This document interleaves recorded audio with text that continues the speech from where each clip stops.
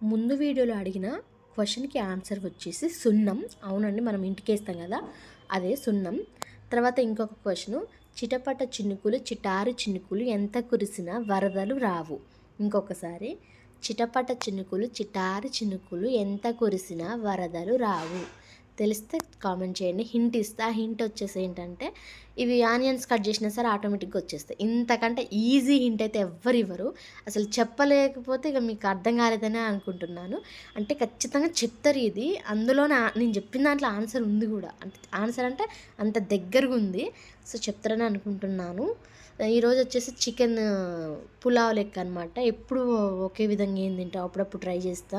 మనకు కూడా వంట వచ్చినట్టు ఉంటుంది, టేస్ట్ కూడా తెలుస్తుంది అని చెప్పేసి ఇలా ట్రై చేసిన. అసలు ఇది నేను ఎక్కడ చూసిన అంటే ఇన్స్టాగ్రామ్లో రీల్స్ స్క్రోల్ చేస్తుంటే ఇది వెళ్ళింది బయటికి.